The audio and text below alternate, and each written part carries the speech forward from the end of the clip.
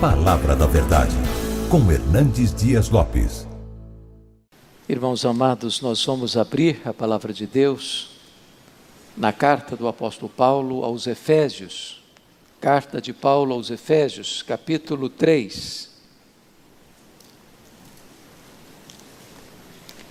E vamos ler dos versos 14 ao verso 21. Efésios 3, 14 a 21.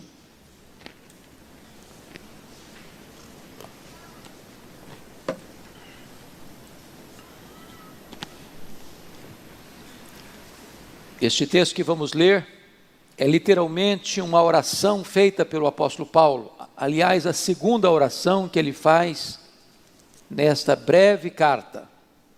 E ele diz assim: por esta causa, me ponho de joelhos diante do Pai, de quem toma o nome toda a família, tanto no céu como sobre a terra, para que, segundo a riqueza da sua glória, vos conceda que sejais fortalecidos com poder, mediante o seu Espírito no homem interior, e assim habite Cristo no vosso coração pela fé, estando vós arraigados e alicerçados em amor, a fim de poderdes compreender com todos os santos qual é a largura e o comprimento, e a altura e a profundidade, e conhecer o amor de Cristo que excede todo entendimento, para que sejais tomados de toda a plenitude de Deus. Ora, àquele que é poderoso para fazer infinitamente mais do que tudo quanto pedimos ou pensamos, conforme o seu poder que opera em nós, a Ele seja glória na igreja e em Cristo Jesus, por todas as gerações, para todos sempre. Amém. Irmãos amados, o apóstolo Paulo, certamente o maior bandeirante do cristianismo, grande desbravador da obra missionária, depois de percorrer a província da Galácia, da Macedônia, da Acaia, agora dedica-se na terceira viagem missionária à província da Ásia Menor. E ele vai passar 3 anos na maior cidade da Ásia Menor, a capital daquela província que é a cidade de Éfeso. Uma metrópole de mais de 300 mil habitantes na época. A cidade que hospedava uma das 7 maravilhas do mundo antigo, o templo da deusa Diana, a Diana dos Efésios, um palácio de mármore 4 vezes maior que o Partenon de Atenas. Uma cidade fortemente idólatra, uma cidade fortemente ocultista, e sem os recursos de que dispomos hoje, Paulo chega naquela cidade, e em 3 anos, o evangelho impacta de tal maneira a cidade, que a idolatria recua. Os mágicos convertidos a Cristo queimam seus livros de magia em praça pública. E diz Atos 9 que a palavra de Deus prevalece na cidade.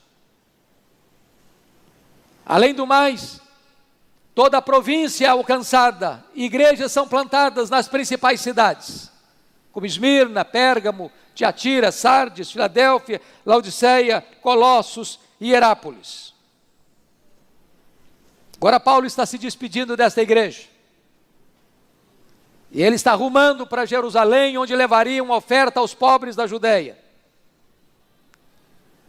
No caminho, no porto de Mileto, ele reúne-se com os presbíteros da igreja de Éfeso e diz para eles assim: o Espírito Santo me assegura de que eu enfrentarei pela frente cadeias e tribulações, mas em nada considero a vida preciosa para mim mesmo, conquanto que eu complete a minha carreira e o ministério que eu recebi do Senhor Jesus para testemunhar o evangelho da graça de Deus. Ele chega em Jerusalém e ele é preso. Conspiram contra ele para matá-lo. Ele é transferido para Cesareia Marítima, quartel-general de Roma em Israel. Ele fica ali 2 anos, debaixo de pesadas acusações dos judeus, sob a égide dos governadores Félix e Festo. Então, em virtude de haver uma conspirata contra ele, por parte do Sinédrio, que cooptava o governador para entregá-lo, sabendo que eles iriam matá-lo antes de chegar em Jerusalém, opta por ser julgado em Roma, porque era direito seu, como cidadão romano, fazer essa opção. Então ele chega em Roma preso, chega em Roma algemado, e é desta prisão de Roma, irmãos, que ele escreve esta carta, a carta aos Efésios. Esta é a rainha das cartas de Paulo. Esta é a carta eclesiológica do Novo Testamento. E nesta epístola há um registro de 2 orações. No capítulo 1, há uma oração por iluminação. No capítulo 3, há uma oração por capacitação. Eu não tenho dúvidas de que Paulo, ao se pôr de joelhos, alcança o pináculo do seu entendimento teológico. Ao se colocar de joelhos, ele alcança as alturas excelsas da compreensão das Escrituras. E então, mesmo preso, com limitações de movimento e de mobilidade, os homens não podem impedi-lo de orar. E eu posso lhes garantir que a oração é o instrumento mais poderoso que Deus colocou nas mãos da igreja. Porque a oração conecta a fraqueza humana à onipotência divina. A oração conecta o altar da terra com o trono do céu. E aqui o apóstolo Paulo, preso, já velho, com cicatrizes no seu corpo, não faz qualquer pedido de bênçãos materiais. Ele não pede para ser solto. Ele não pede para ser curado, porque era um homem doente. Ele não pede conforto na prisão. Ele pede para que a igreja seja revestida com poder. E eu queria então olhar com vocês, e peço que todos de Bíblia aberta comigo considerem a exposição que Paulo faz neste texto. Primeiramente, vejamos o preâmbulo desta oração. Ele começa assim: por esta causa. E a pergunta é: que causa? Do que ele está falando? Por esta causa. É claro que quando ele diz por esta causa, ele está aqui nos remetendo a tudo quanto já escreveu até agora na epístola. E o que ele escreveu até agora?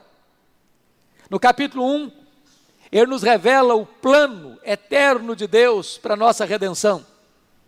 O Pai nos escolhendo em Cristo antes da fundação do mundo para sermos santos e irrepreensíveis perante Ele.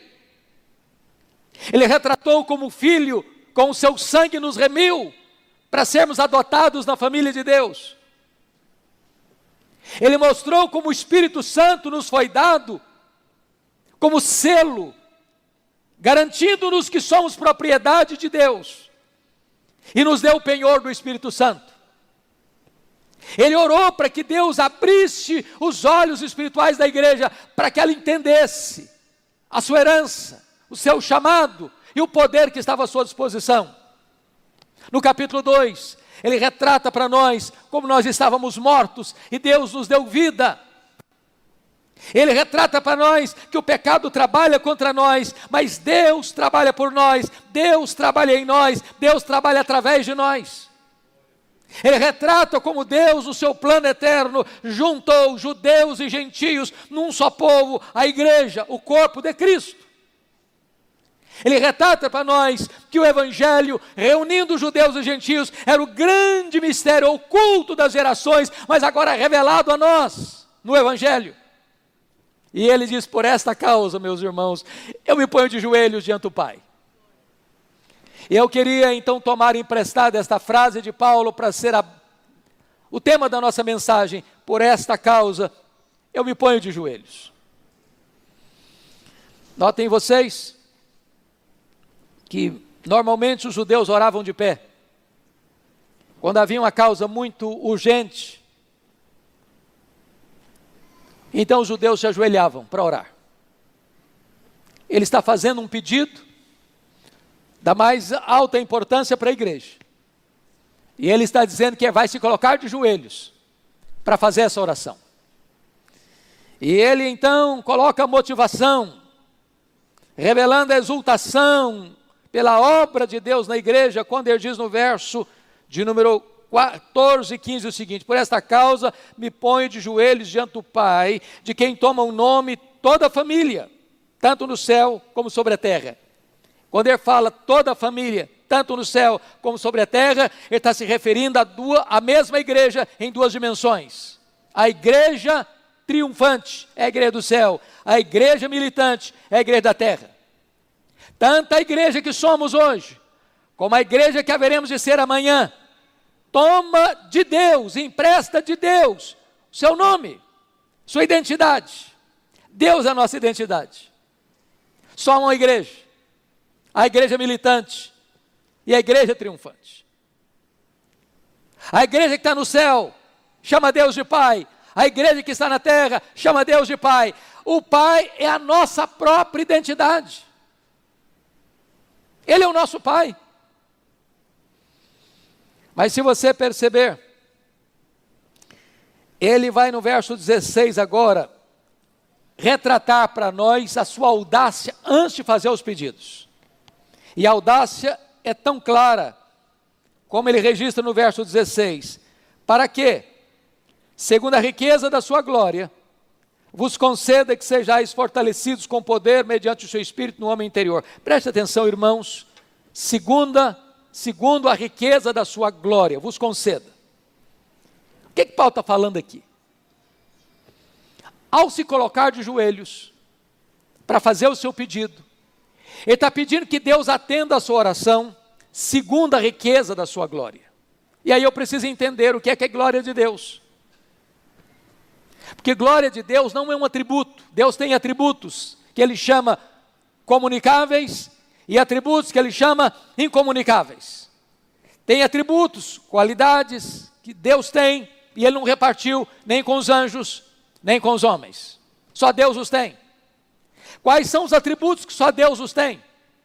Primeiro, Deus é autoexistente. Todos os seres que existem receberam vida dele, mas ele não derivou sua vida de ninguém, porque ele é autoexistente.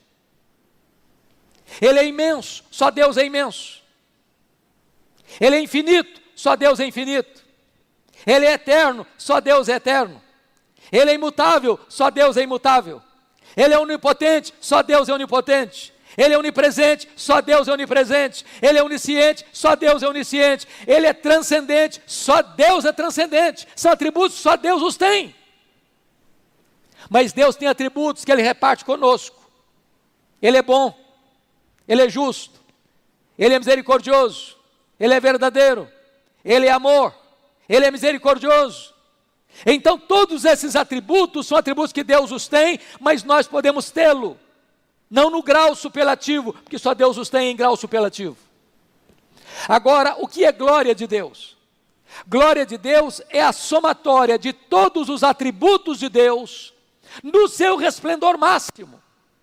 O que Paulo está de joelhos pedindo para Deus é o seguinte: Deus, usa, emprega tudo quanto tu és, tudo quanto tu tens, todos os seus atributos, todas as suas perfeições, tudo quanto é o teu ser, no resplendor máximo, para responder à oração que eu vou te fazer agora. Meus amados, agora então eu preciso, diante da audácia e da ousadia de Paulo em fazer esse pedido, perguntar: Paulo, o que é que você vai pedir para Deus? Que você está pedindo que Deus use tudo quanto Ele tem e o que Ele é para responder essa oração. Ele vai fazer 5 pedidos. Primeiro pedido, veja comigo o verso 16. Ele faz uma súplica por poder interior. Vos conceda que sejais fortalecidos com poder, mediante o seu espírito no homem interior. Primeira coisa que Paulo está pedindo para Deus, para você e para mim, é que você e eu sejamos revestidos de poder. Irmãos, não há cristianismo sem poder.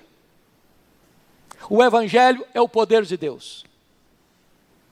O reino de Deus não consiste em palavras, mas de poder. O Espírito Santo veio para trazer poder. A igreja precisa ser revestida com poder.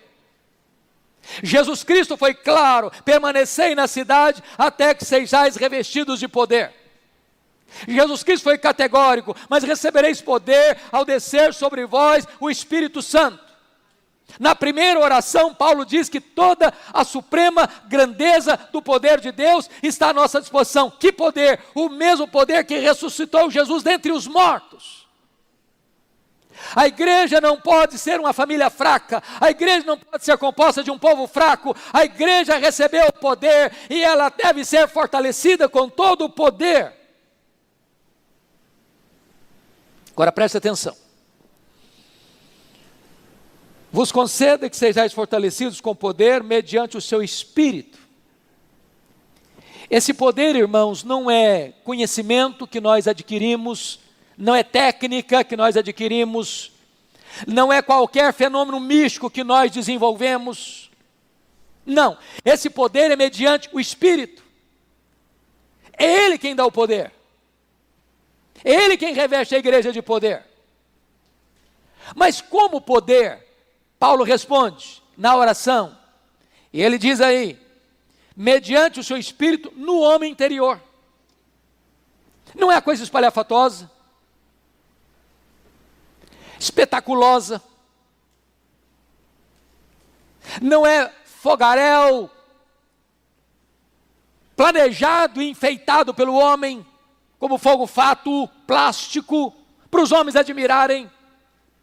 Poder no homem interior, para uma qualidade de vida maiúscula, para uma vida consistente, coerente com o Evangelho. É disso que Paulo está tratando aqui.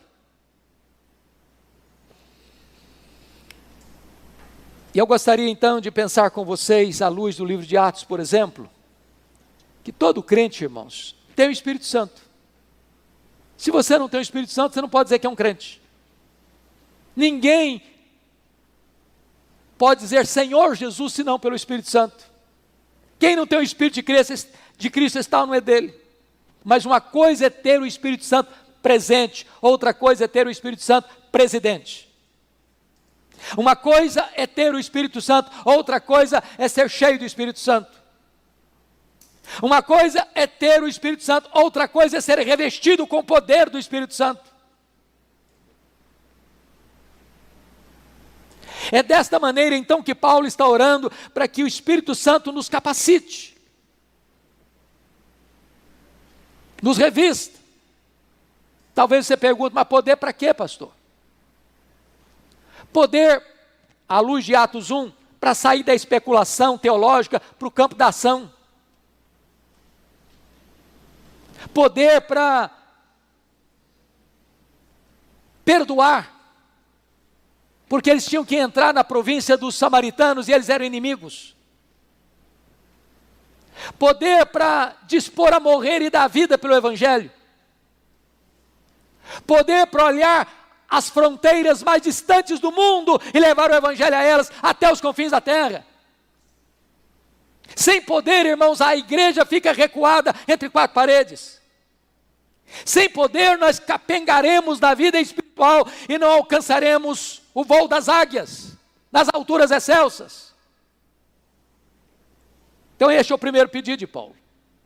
Mas tem um segundo pedido nessa oração. Vejam comigo, por favor, no versículo 16 e 17. Mediante o seu Espírito no homem interior, e assim habite Cristo no vosso coração pela fé. O segundo pedido é a habitação de Cristo no nosso coração. E aqui é uma coisa prática.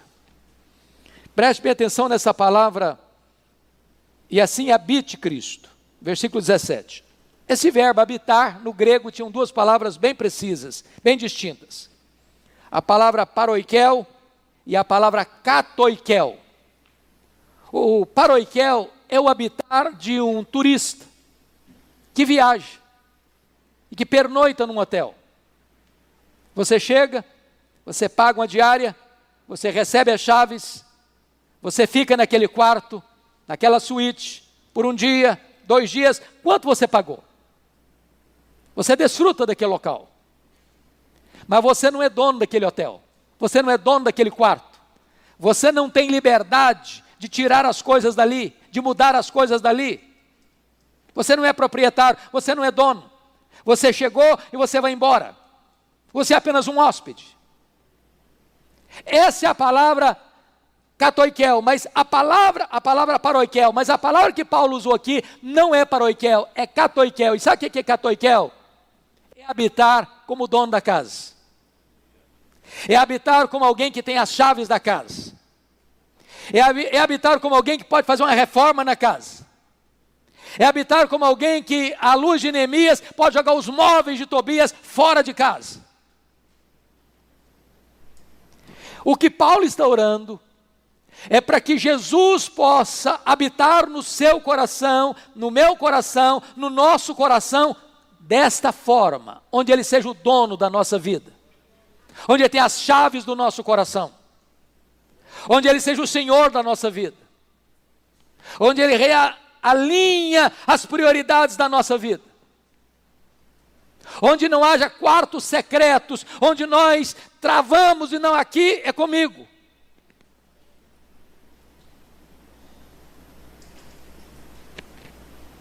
Agora eu queria que você parasse e pensasse comigo.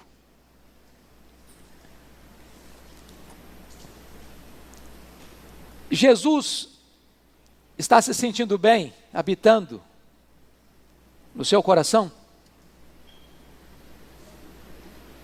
Essa casa está apropriada para Ele? Você já entregou para Ele todas as chaves? Tem áreas na sua vida que precisam ser rendidas a Jesus ainda? Tem quartos secretos, trancados, as 7 chaves, que você diz, não, aqui é comigo? O que Paulo está orando é para que você entregue as chaves. Entregue as chaves daquelas áreas da sua vida que precisam de estar debaixo do controle e do domínio do Senhor Jesus. É preciso poder para isso, irmãos.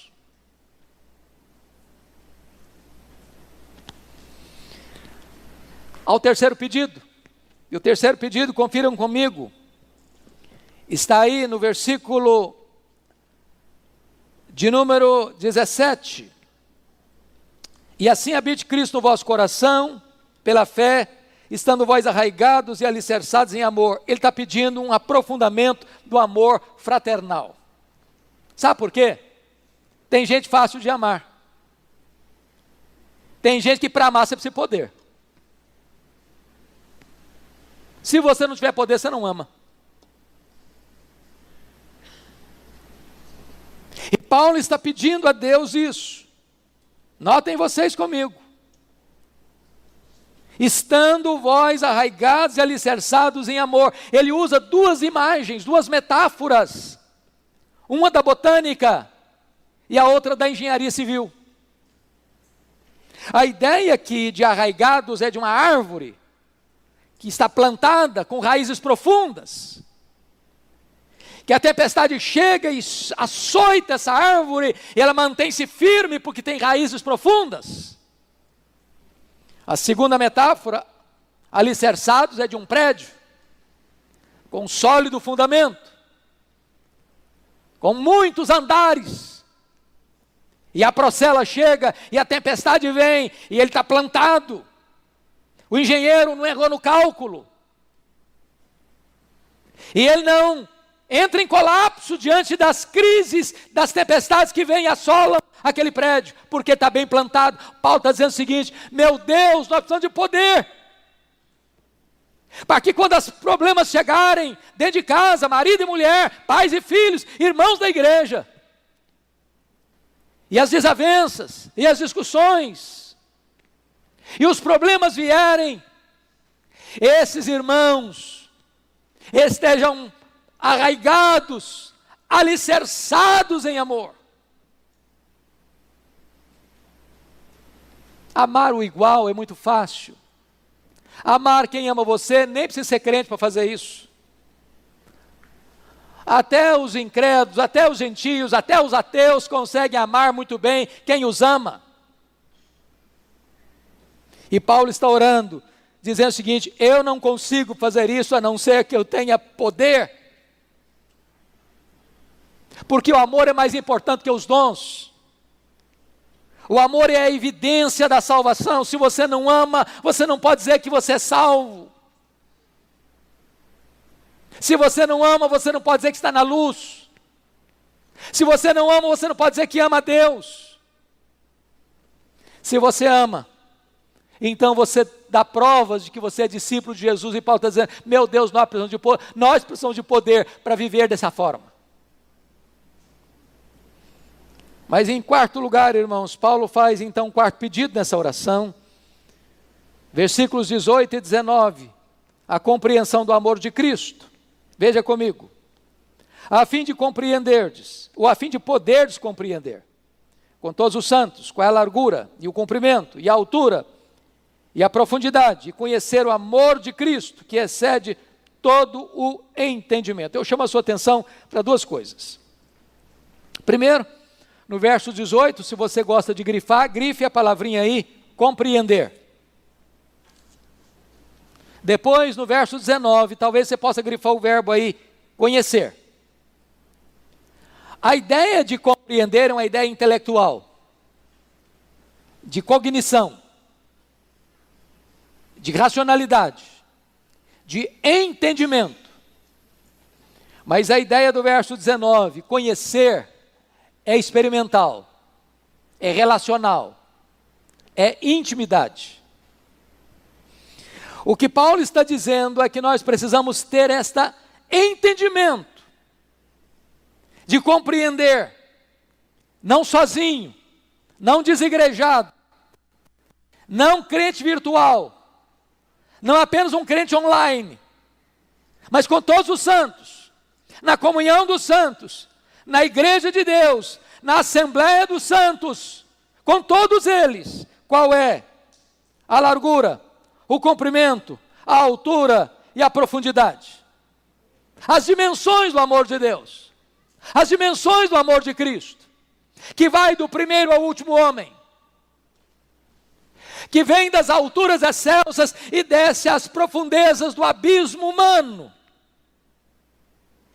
Este amor precisa ser entendido, e esse amor precisa ser experimentado. O amor de Cristo que excede todo o entendimento. Você já parou para perguntar quanto Jesus ama você?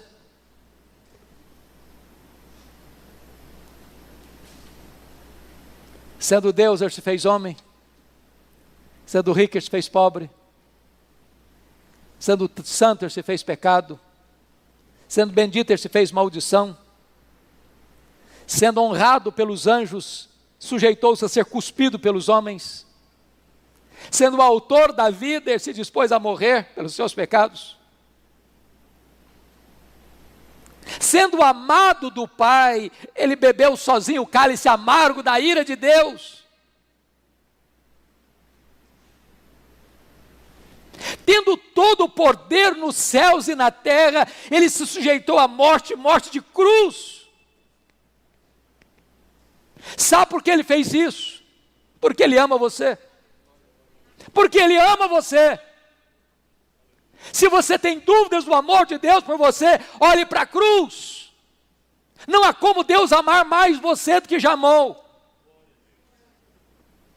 Essa é a máxima expressão do amor de Deus.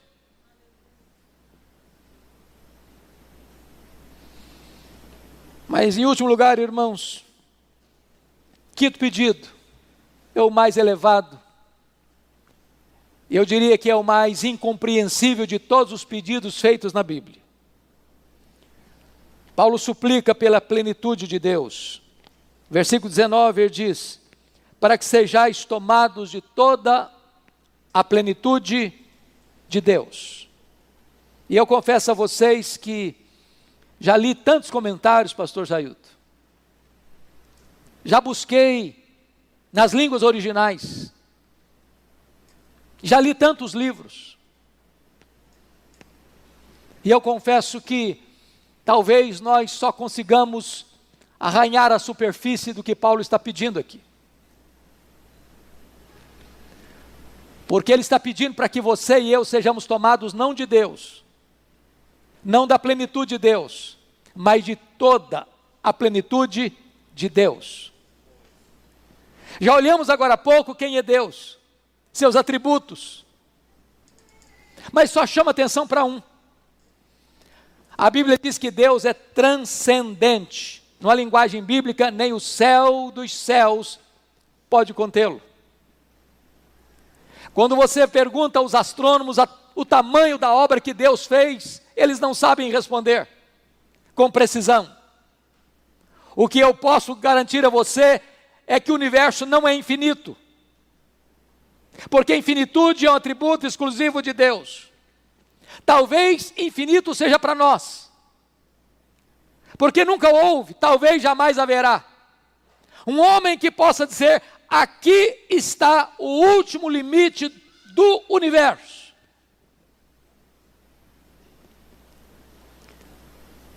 Pois não há um sentido.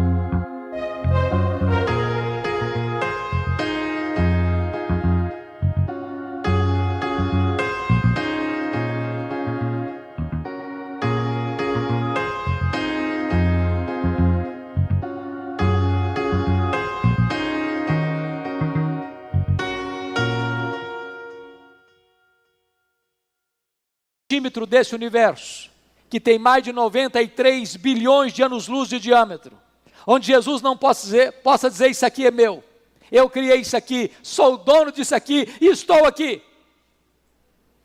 Ele é maior que tudo que existe.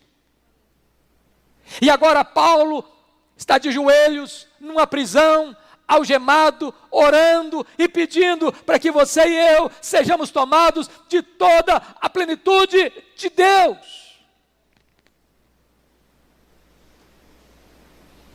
Eu não sei quanto a você, mas eu, examinando o meu coração, eu acho que o maior problema que nós temos na nossa vida cristã é que nós limitamos o que Deus pode e quer fazer na nossa vida com o que nós conhecemos e com o que nós já experimentamos.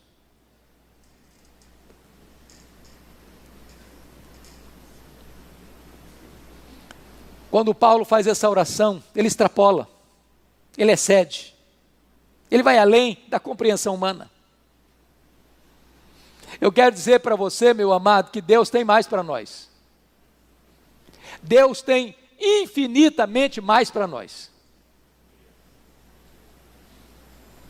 Aquilo que Dwight Lyman Moody experimentou na América no século XIX, quando ele caiu de joelhos dentro de uma casa, e o Espírito Santo vindo com poder sobre ele, ia dizendo que ondas elétricas pareciam penetrar pelo seu corpo, e ele dizia que ainda que desse toda a riqueza do mundo em troca daquela experiência, que ele rejeitaria,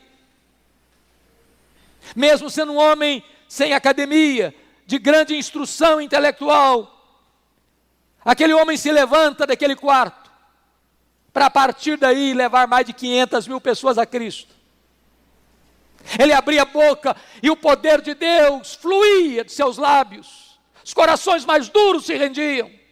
Multidões se rendiam aos pés do Salvador. Oh, irmãos, Deus é o mesmo. O poder de Deus é o mesmo. E Paulo está orando para que a igreja seja tomada de toda a plenitude de Deus. Nós não podemos nos conformar com o cristianismo raso, nós não podemos nos conformar com o cristianismo medíocre, nós não podemos nos conformar com a vida opaca, uma vida insossa, uma vida rasa, uma vida morna, se temos na nossa disposição a suprema grandeza do poder de Deus.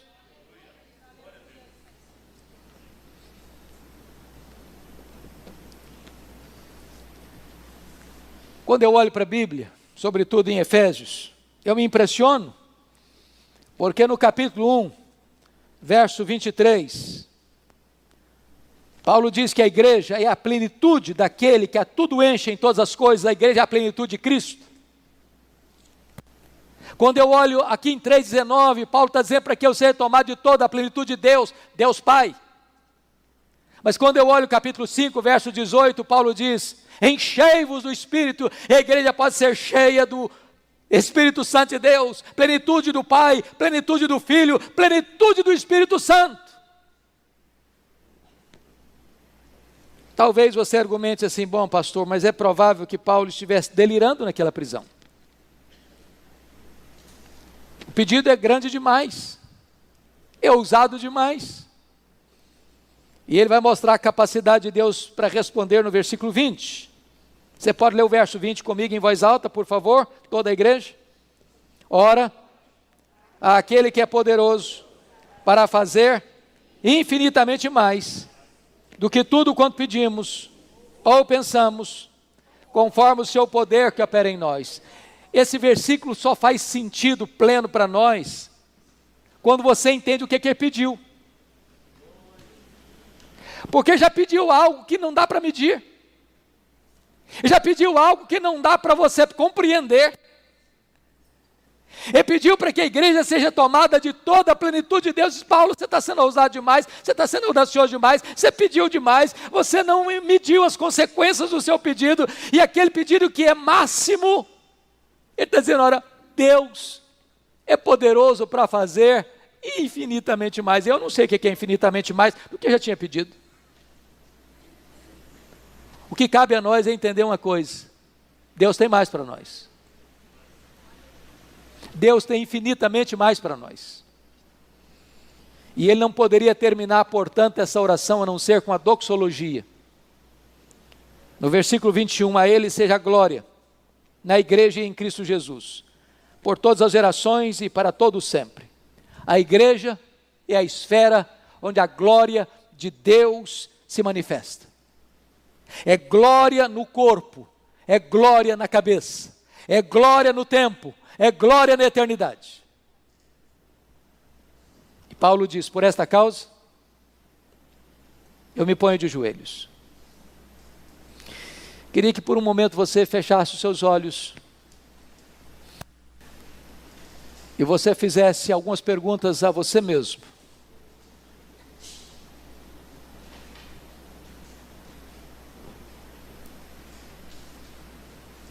Que tipo de vida você tem levado?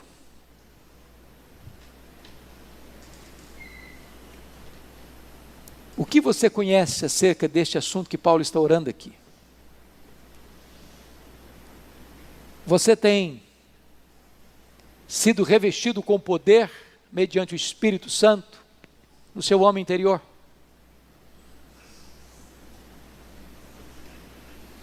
Cristo já é o dono de todas as chaves da sua vida. Ele é o Senhor da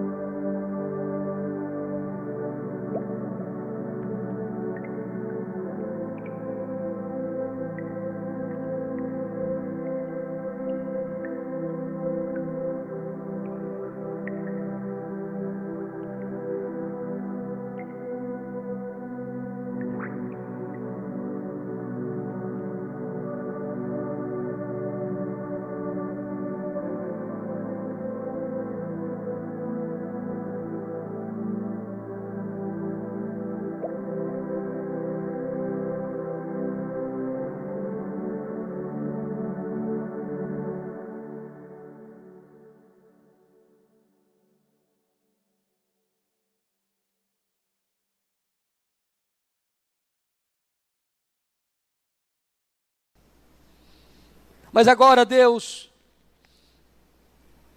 a nossa súplica é que este pedido de Paulo seja o nosso pedido nesta noite. Segundo a riqueza da tua glória, Deus, conceda-nos isto. Nós precisamos de poder, Senhor. Tantas vezes estamos fracos, débeis, jogados de um lado para o outro. Quantas vezes, Senhor, a fraqueza é a marca da nossa vida e não o poder. Dá-nos poder, Senhor. Nós não queremos nada daquilo que Tu não prometeste, nós não queremos nada daquilo que não é promessa da Tua palavra, nós não queremos ir 1 centímetro além da Tua palavra, nós não queremos ficar aquém, nem 1 centímetro, Senhor. Tudo quanto Tu prometeste nós queremos, nós precisamos. Ó Deus, em nome de Jesus, fortaleça o nosso homem interior. Fortaleça os nossos sentimentos, fortaleça a nossa razão, fortaleça o nosso entendimento, fortaleça a nossa fé. Nós queremos ser robustos na fé, Senhor. Em nome de Jesus, meu Deus, toma as chaves do cofre da nossa vida. Aquelas áreas, meu Deus, que ainda nós somos tentados a tomar conta, aquelas áreas que nós somos vulneráveis, Senhor, e temos dado vazão tantas vezes à carne, tantas vezes sofremos vergonha, derrota. Toma essas chaves das Tuas mãos, Senhor.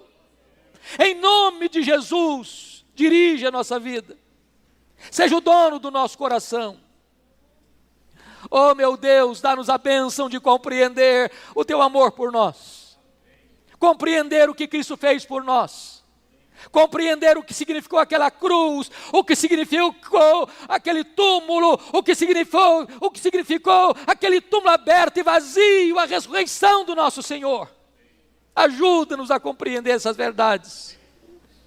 E permita, Deus, que saiamos daqui hoje com a disposição profunda na nossa alma, de sermos tomados pela Tua presença, de sermos cheios do Espírito Santo, de termos a plenitude de Cristo, de sermos tomados de toda a plenitude de Deus. Que seja assim, Senhor, para a glória do Teu nome, para a edificação da Tua igreja, e para que este mundo seja impactado com o Evangelho da graça do Senhor Jesus Cristo. Assim oramos em nome de Jesus. Aleluia. Amém.